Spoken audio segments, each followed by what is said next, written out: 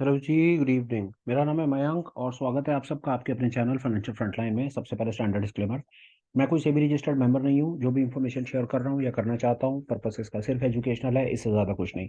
हम आपको अपने चैनल से कभी भी किसी भी तरह की कोई tips tricks recommendations, get rich quick schemes, किसी कॉल पुट पे रिकमेंडेशन, कहीं कोई BTST इंट्राडे पोजिशनल डिलीवरी, कहीं पर कोई रिकमेंडेशन नहीं देना चाहते। हम समझते हैं मामला आपके पैसे का है, आप अपने सेबी रजिस्टर्ड मेंबर पर रिलाय करें। वही कॉम्पिटेंट है, वो आपको हमेशा सही सलाह दे सकता है। दूसरा, मेरे चैनल से आपको कभी भी किसी भी तरह के कोई भी courses, webinar, seminars, third party links, videos, किताबें, कोई प्रोडक्ट प्रमोशनल लिंक्स नहीं मिलेंगे।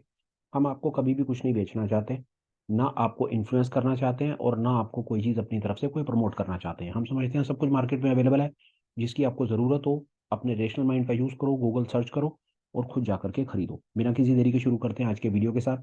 थंबनेल में आपने देख लिया एक ऐसा सेक्टर जहां पर मुझको लगता है कि मार्केट के अंदर में कहीं कोई बाइंग अपॉर्चुनिटी शायद जनरेट होती हुई मुझे दिखती है। यही कारण है कि मैं ये वीडियो बना रहा हूँ। यहाँ पर मैंने सेक्टर को एनालाइज किया, यहाँ पर मुझको कुछ ठीक ठाक से पैटर्न बनते हुए नजर आए। बिना किसी देरी के शुरू करते हैं वीडियो के साथ और चलते हैं उसी सेक्टर के ऊपर जिसके बारे में मैं बात कर रहा हूँ। वो है निफ्टी का PSU बैंक्स का सेक्टर, मतलब सरकारी बैंकों का जो इंडेक्स है। वहां पर मुझको लगता है कि चलिए ऑब्जर्व करके देखते हैं। वहां पर सामने से सब निकल करके आ जाएगा कि वहां पर क्या हो रहा है और क्या नहीं हो रहा है। सबसे पहले इंडेक्स को देखते हैं, आइए यहाँ पर देखते हैं क्या हो रहा है।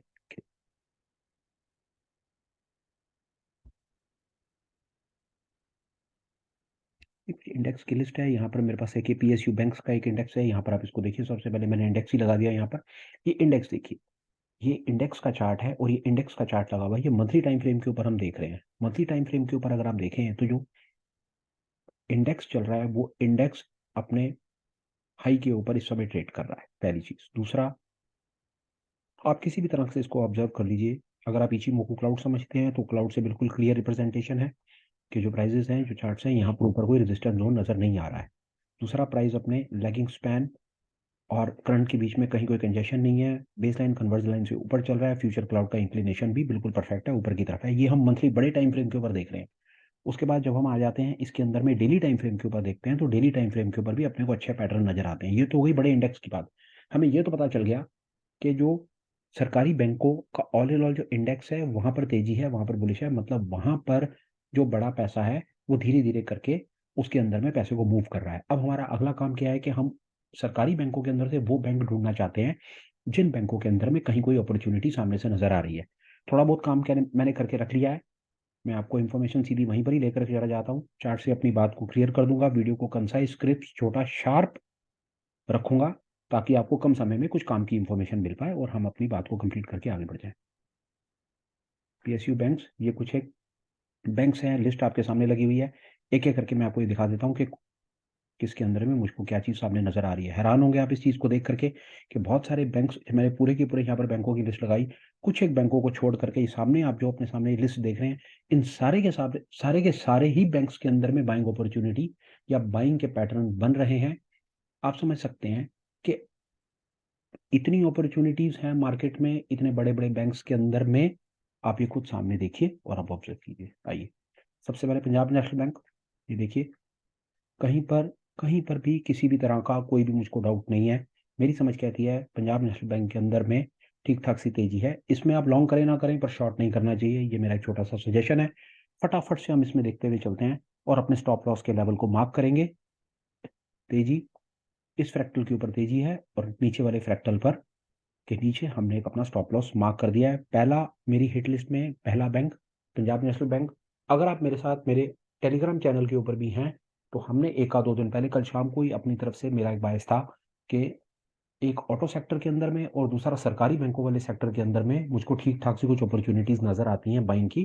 तो वो बात आज आपके सामने निकल करके आ गई है, देख लीजिए। पहला PNB बैंक, कहीं पर कोई डाउट नहीं है।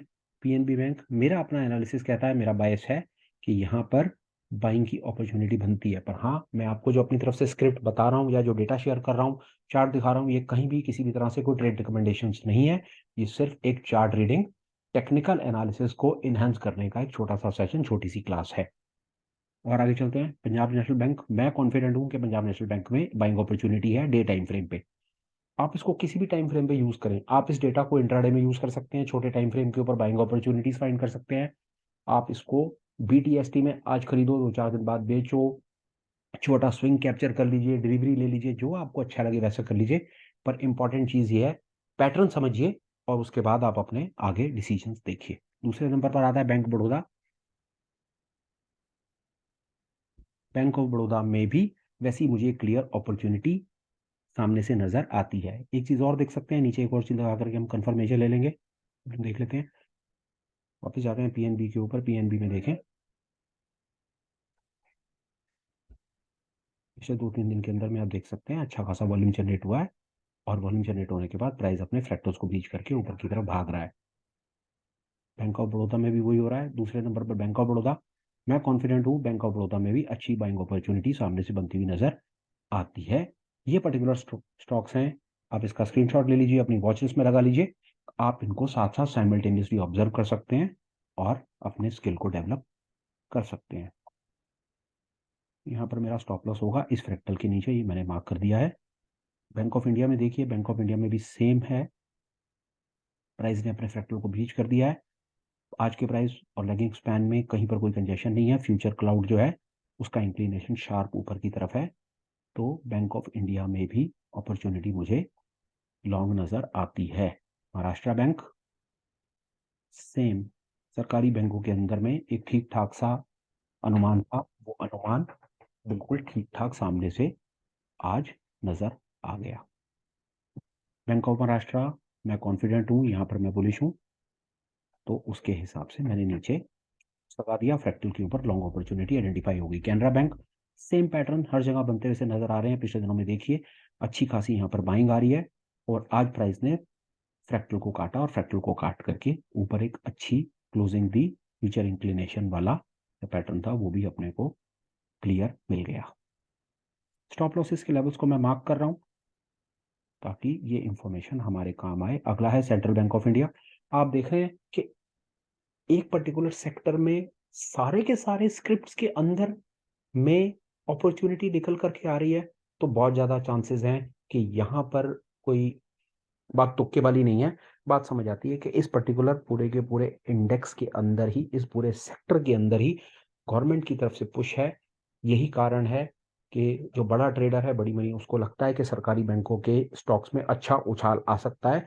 यही कारण है कि उन्होंने पिछले कुछ दिनों में यहाँ पर अपनी अच्छी पोजीशन बनाई है, और वो अच्छी पोजीशन हमको ऐसे नजर आ रही है कि जो प्राइजेस हैं वो अपने ऑल टाइम हाई के आसपास में अब ट्रेड कर रहे हैं। ऐसी अपॉर्चुनिटीज रेयर मिलती हैं, पर ठीक है सामने से दिख रही हैं, तो मेरी जिम्मेदारी है ये इन्फॉर्मेशन मैं आपके साथ शेयर करूं। सेंट्रल बैंक ऑफ इंडिया में भी ये पैटर्न बन रहे हैं, और देखिए इंडियन बैंक में, देखिए इंडियन बैंक में भी ऐसे पैटर्न्स बन रहे हैं आपके सामने। पिछले दिन में वॉल्यूम देखिए, ग्रीन बार्स देखिए, और ये प्राइस का इंक्लिनेशन ऊपर की तरफ आप देखिए, और ये फ्यूचर क्लाउड आप देखिए, तो कहीं कोई डाउट वाली बात नहीं है। इंडियन ओवरसीज सेम कहानी है, प्राइस ब्रेकआउट पे ब्रेकआउट काट रहा है। वॉल्यूम्स देखिए, फ्यूचर इंक्लिनेशन, ये सारे के सारे चार्ट जो है मैं आपको अपनी तरफ से दिखा रहा हूँ। और डे टाइम फ्रेम पे मैं ये कहना चाहता हूँ, पंजाब सिंध बैंक में तो अभी मुझे लग रहा है कुछ खास करने के लिए है नहीं। मैं तो जाता हूँ और जाकर के नीचे सिर्फ एक स्टॉप लॉस लगा लेता हूँ। रिक्वेस्ट करूंगा कि इन पर्टिकुलर स्टॉक्स को आप अपनी वॉच लिस्ट में लगाएं, अपने रडार पर लगाएं, और आप ऑब्जर्व करें। आप इनमें श्योरली ऑब्जर्व करें कि फ्यूचर में ये आपके मतलब की चीज़ें आपको निकाल करके देते हैं या नहीं देते हैं। इसका पुराना रेजिस्टेंस ये था, आज ये अपने पुराने रेजिस्टेंस के आसपास तो नहीं इसने क्लोज दिया, पर आप इसको वॉच लिस्ट, इसको यहाँ पर एक मार्क कर लेते हैं इस जगह पे। तो यहाँ पर या इसके आसपास में कहीं पर भी ये दोबारा आकर के कहीं ट्रेड करे, तो आप इसमें कुछ एक बाइंग अपॉर्चुनिटी पकड़ सकते हैं यूको बैंक में। पर यूको बैंक तक जाने की भी ऐसी क्या आवश्यकता, ऊपर इतने सारी अपॉर्चुनिटीज है, कहीं पर कुछ देख लीजिए, काम आपका हो जाएगा। यहाँ पर भी कुछ ऐसी कहानी है, यूनियन बैंक भी अपने ऑल टाइम रेजिस्टेंस के आसपास है, कहीं पर भी इस लाइन के ऊपर में कहीं कोई ट्रेड करे तो आप यहाँ पर बाइंग अपॉर्चुनिटी कंसीडर कर सकते हैं, और नीचे वाले फ्रैक्टल पे स्टॉप लॉस। यूको बैंक में नीचे वाले फ्रैक्टल पे स्टॉप लॉस।